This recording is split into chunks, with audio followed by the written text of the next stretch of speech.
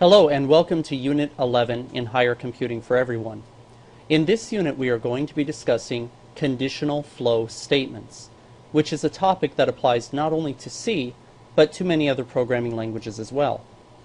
In fact, I would argue that you would be hard-pressed to write any kind of useful program in any programming language without the use of conditional flow statements. Okay, so let's begin.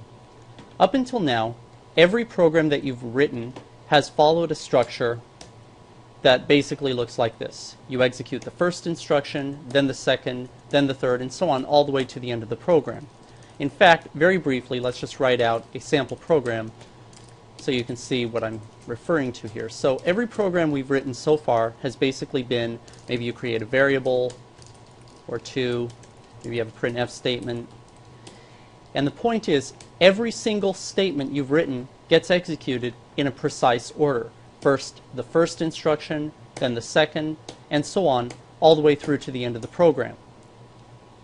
Thus far, you have had no ability to choose which instructions to execute and when. So now we are going to advance past this understanding. When you write a program, it is very often the case that you will not want to execute every single instruction. For example, you might be designing a shooting game, and you might write out some segment of programming code that is designed to execute only if your character gets shot. Here's an example. So the way this would work is you would basically have some programming statements, and then at some point in your program you're going to have a statement that effectively asks whether or not the character was shot. And if the character was shot, then you want to execute these instructions. The key point is you only want to execute those instructions if the character was shot.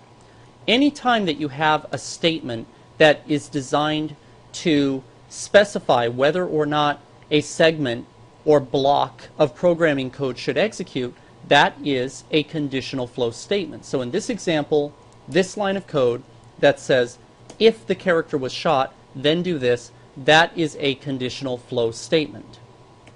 Now, before we proceed, let me clearly define exactly what a conditional flow statement is.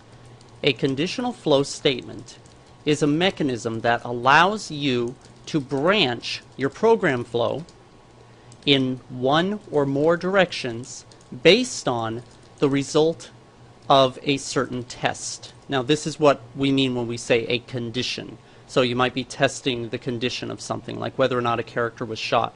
And the flow of your program then depends upon that condition, hence the term conditional flow statement. In the next lesson, I will show you the exact mechanism that allows you to do this.